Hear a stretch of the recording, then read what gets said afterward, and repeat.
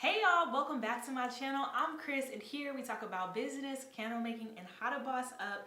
And in today's video, I'm going to be talking about things I would do if I was thinking about starting a candle business in 2022. I started a candle business around 2 years ago, and there's definitely some things that I learned along the way that may be able to help you on your journey. So let's get into it.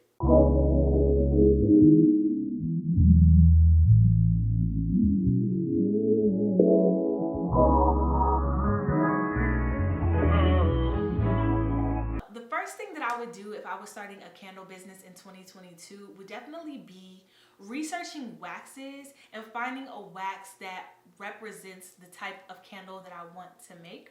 There are tons of waxes out there, and I think that sometimes it's easy to just stick with one thing because you've been working with it and you're comfortable with it. But I would say explore the different types of waxes that there are, because sometimes you'll stick with the wax and be so frustrated because the wax isn't performing how you want it to perform.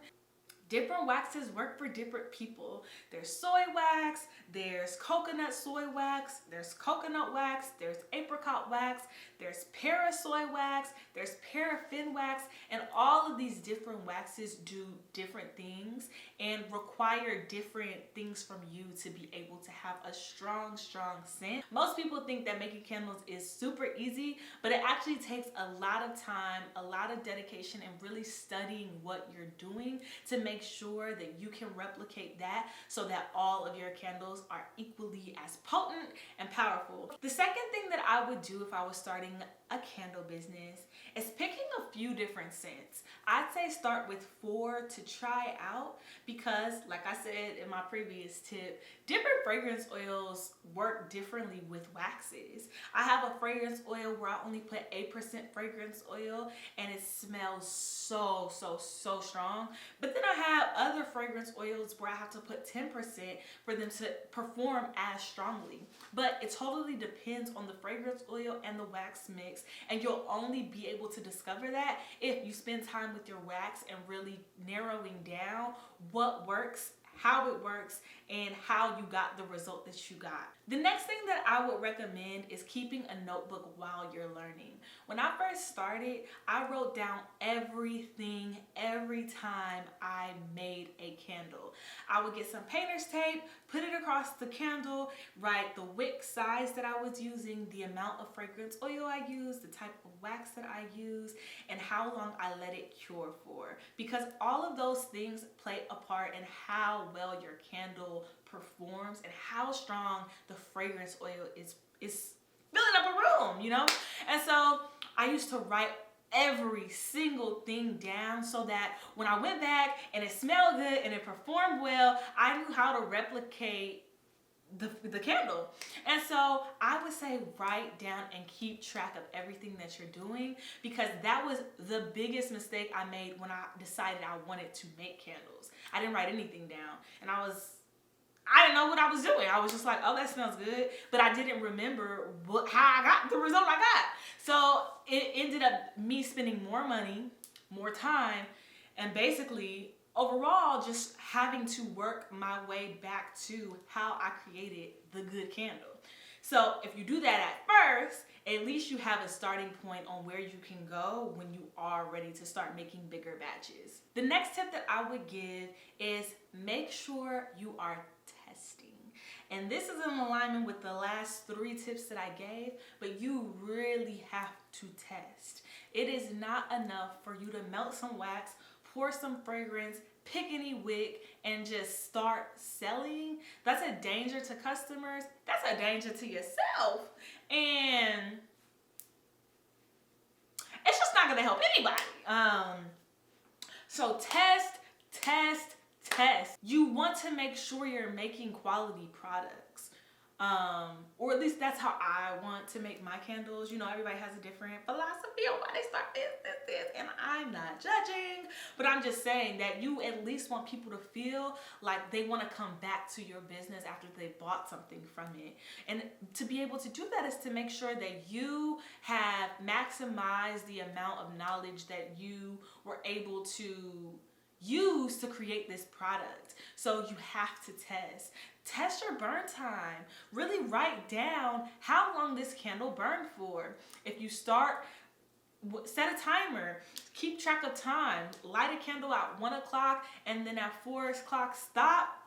Then the next day do the same thing and measure how long this candle even burns for your own knowledge. It's something that you can use on your social media, something that you can use on your website description, and it's something for you to know too, because also your wick size may affect your burn time, and you won't know that unless you try different wicks and see which wick gives you the longest burn time and also gives better coverage for your candle, so to make sure that it's not burning too fast or to make sure that it's not burning too slow and burning itself out so that you can no longer light the candle.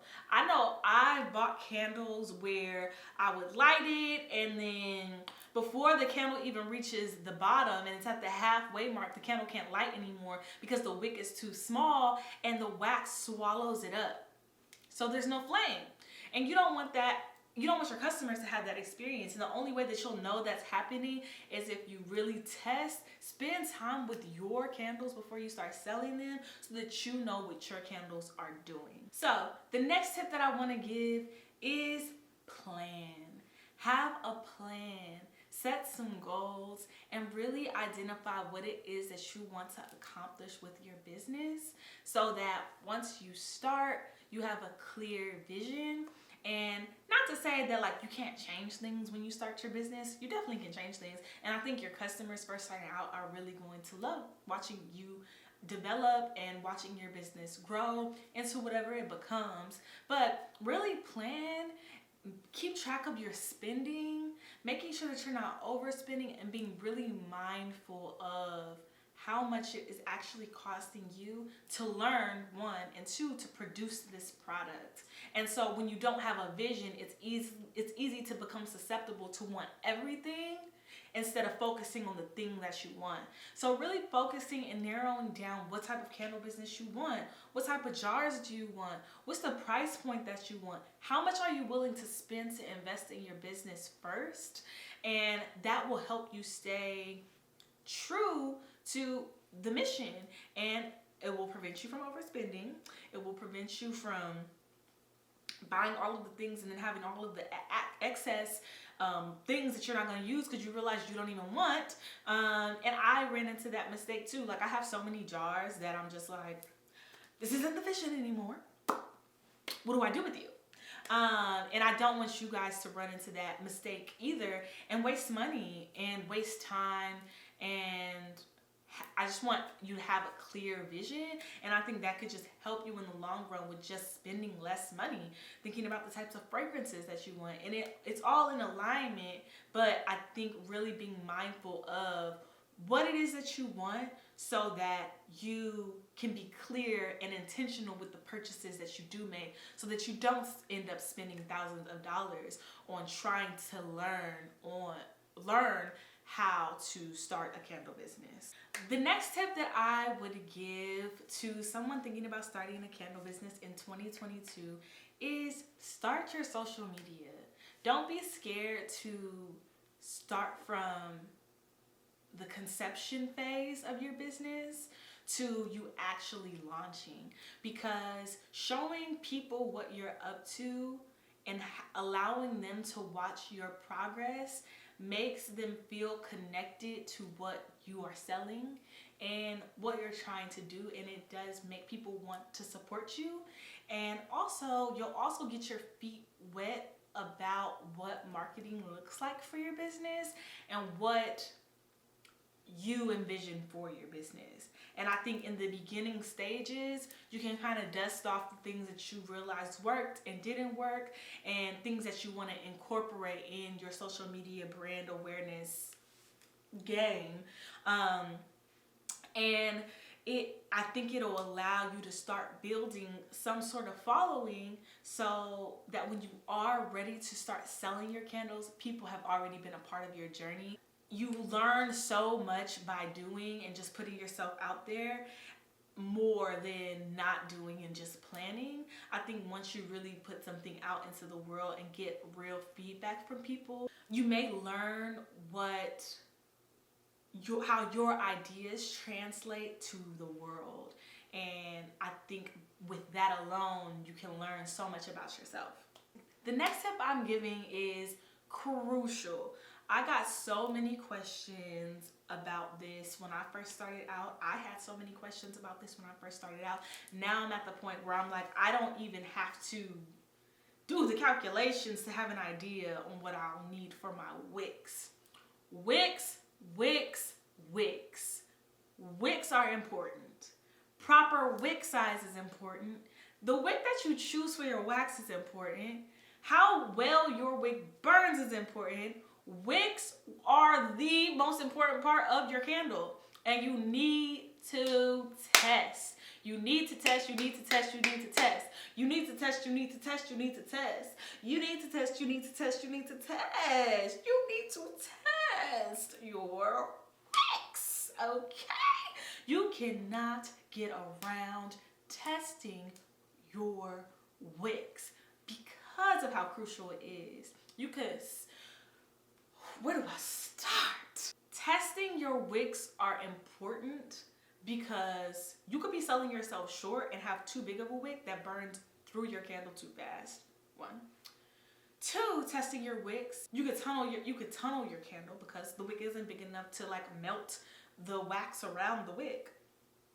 3, you could start a fire. You could start a fire, God forbid, knock on wood.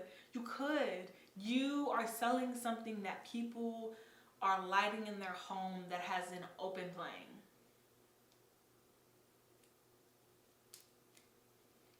You are liable, kind of, if something happens to said flame that is on said candle.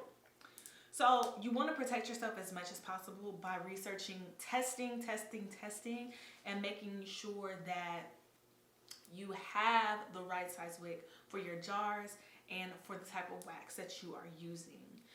If you want me to make a video on wicks, how to choose your wicks, let me know in the comments and I will definitely make a video about that. But testing your wicks is so important, and I see people often not really understanding how important it is, because I didn't know how important it is when I first started. I really just thought I just need something to light this fire so this wax smell and it smell good. Like, I really thought that the wick was the least important. I thought the fragrance was the most important, and I was sadly mistaken, because your wick can also help your candle perform so well if you have the right wick. So wick testing is necessary. So the last tip that I want to give is going to be on candle making suppliers, candle maker sellers, to candle selling websites that sell candle making supplies. Okay. I have ordered from a lot of different candle making suppliers, and I've had some really amazing experiences with them. Candle Science I like because of shipping cost. I feel that Candle Science, their shipping cost for wax is a little expensive, but for other things it's a little bit more affordable. But if you're looking for some basic jars, Candle Science is a good first stop.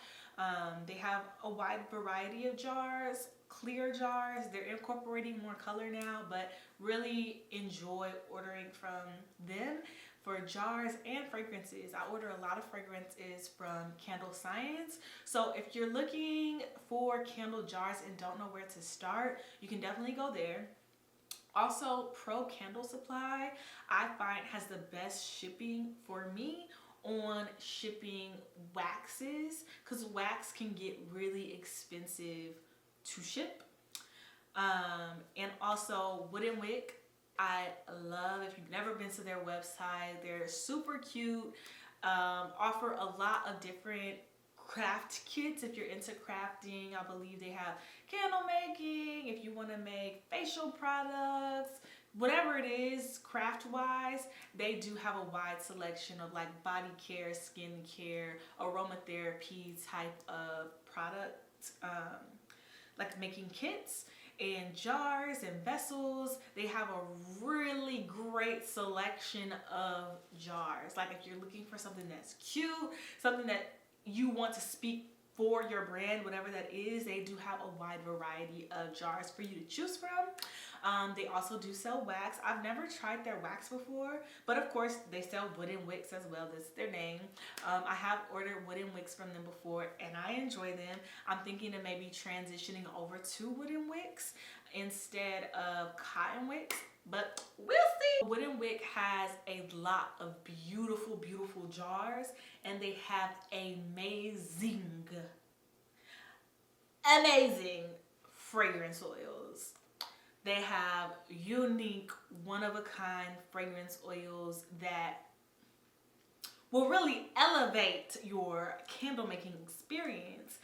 I will say it is like for more of a luxury type of brand. They do have affordable fragrance oils, but it is targeted to more of a luxury candle brand because some of the things that are on their website are a little bit more expensive. But I will say that they are quality, and their fragrance oils are top tier, okay? You're not gonna find them.